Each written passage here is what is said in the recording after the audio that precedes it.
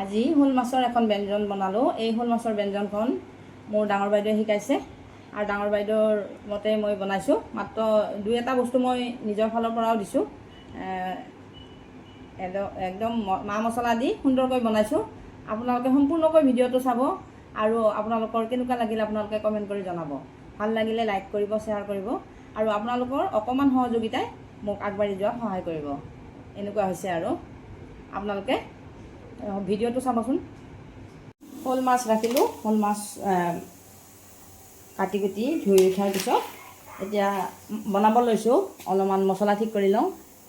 জালুক লৈছোঁ আধা চামুচ, জিৰা 1 চামুচ লৈছোঁ, লং আৰু ডালচেনি এইখিনি লৈ লৈছোঁ। এতিয়া এইখিনি মই পিঁয়াজ, নহৰু, আদাৰ লগত পেষ্ট এটা বনাই ল'ম। মাছৰ জোলখন বনাবৰ কাৰণে মই একেলগে আটাইখিনি বস্তু লৈ পেলাই পেষ্ট এটা বনাই লওঁ। ডাঙৰ চাইজৰ পিঁয়াজ এটা লৈছোঁ,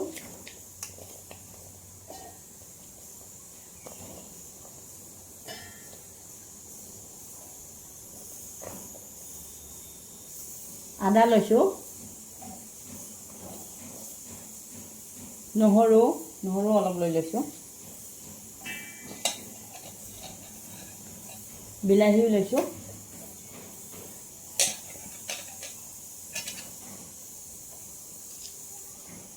এতিয়া এইখিনি জিৰা, জালুক, লং, ডালচেনি এইখিনি লৈ লৈছোঁ আৰু মই সুন্দৰ মিহি পেষ্ট এটা বনাই লওঁ।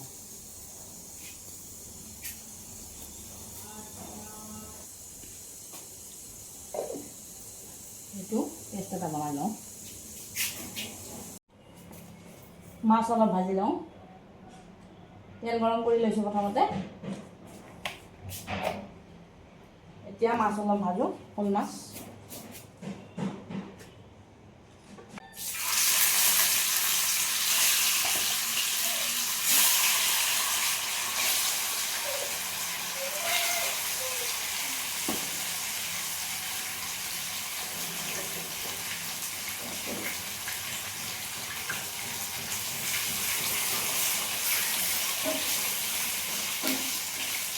এই মাছখিনি ছালটো এৰুৱাই দিয়াৰ কাৰণে একদম মাংস যেন দেখা হৈছে বাৰু।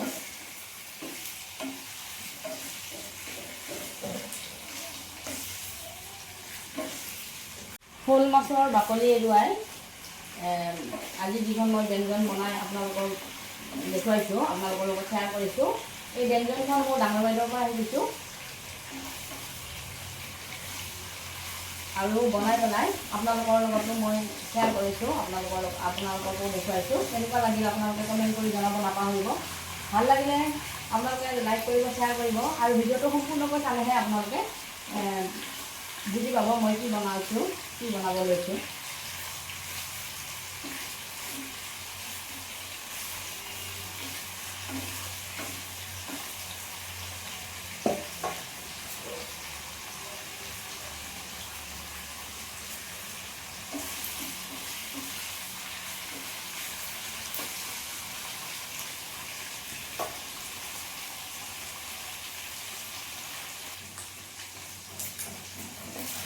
এইখিনি মই দুইটা পিঠি ঘূৰাই ভালদৰে ভাজি লৈছোঁ।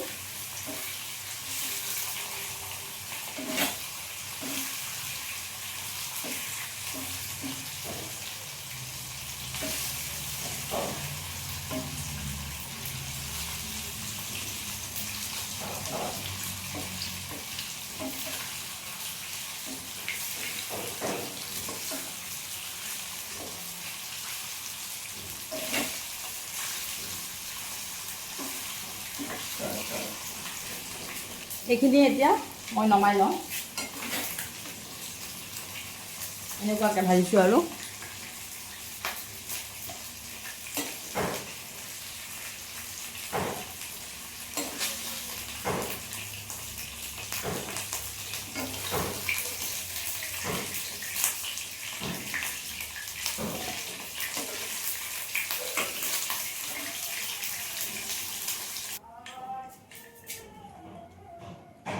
ইয়াত এতিয়া মই জলকীয়া দিলোঁ,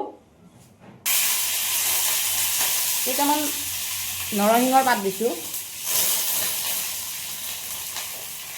ইফালে মই পিঁয়াজ অলপ কাটি থৈছোঁ, এইখিনি দিলোঁ। এইটো এটা ডাঙৰ পিঁয়াজ পেষ্ট বনাইছোঁ আৰু এটা এনেকৈ কাটি লৈছোঁ আৰু তেজপাত দিলোঁ।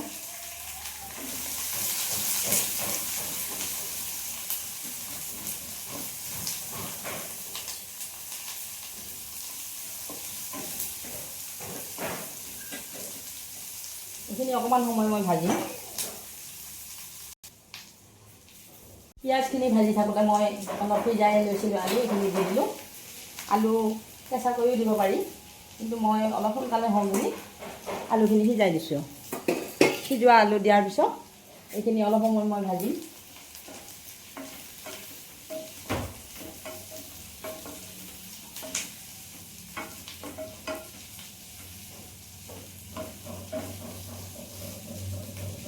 ইয়াত এতিয়া মই জোখমতে নিমখ দিওঁ।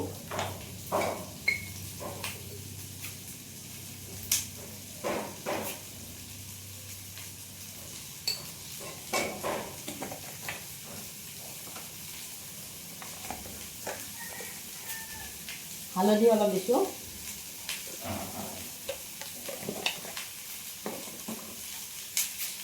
এইখিনি ভাজিছোঁ এতিয়া।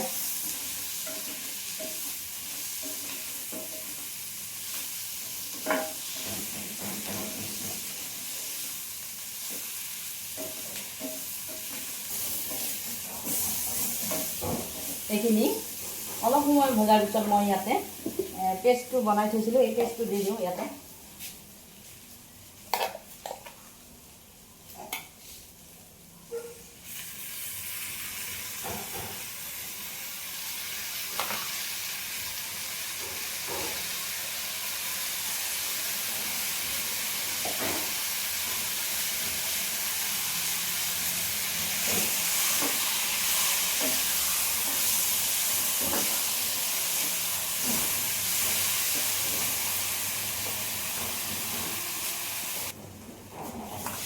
এইখিনি ভাজি আছোঁ। অকণমান কাশ্মীৰী জলকীয়াৰ গুড়ি দিছোঁ।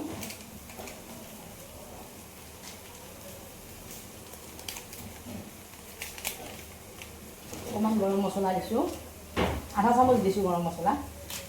আৰু ইফালে ধনিয়াৰ গুড়ি অকণ দিছোঁ।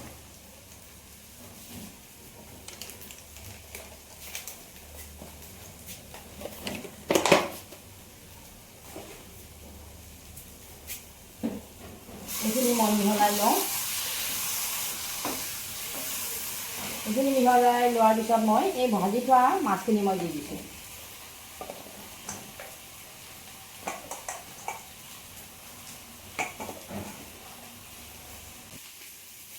আজি মই শ'ল মাছ অলপ বেলেগ ধৰণে বনালোঁ। আপোনালোকে সম্পূৰ্ণকৈ যিসকলে ভিডিঅ'টো চাইছে তেওঁলোকক মই অশেষ ধন্যবাদ জনাইছোঁ। আৰু ভিডিঅ'টো কেনেকুৱা লাগিলে আপোনালোকে কমেণ্ট কৰি জনাবলৈ নাপাহৰিব। ভাল লাগিলে আপোনালোকে লাইক কমেণ্ট কৰিব, আৰু বেছি ভাল লাগিলে আপোনালোকে ভিডিঅ'টো শ্বেয়াৰ কৰি দিব পাৰে।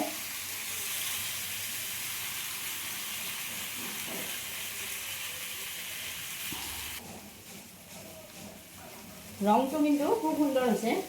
মই দেখাত ভাল লাগিছে মোৰ। আপোনালোকৰ কেনেকুৱা লাগিল জনাব। এতিয়া অকণমান মই পানী দিওঁ।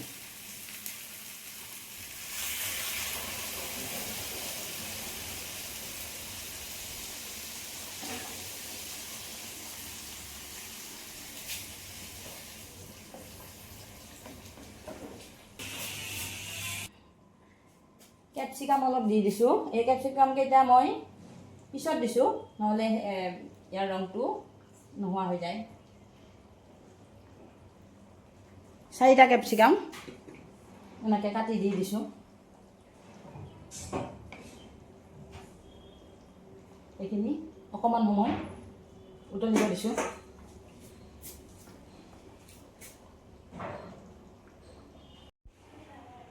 এটা কণ্টেইনাৰত মই উলিয়াই লৈছোঁ। মোৰ এই ৰেচিপিটো আপোনালোকৰ কেনেকুৱা লাগিল জনাবচোন। ভাল লাগিলে লাইক কৰিব, শ্বেয়াৰ কৰিব। এনেকুৱা হৈছে আৰু আজিলৈ সামৰিছোঁ।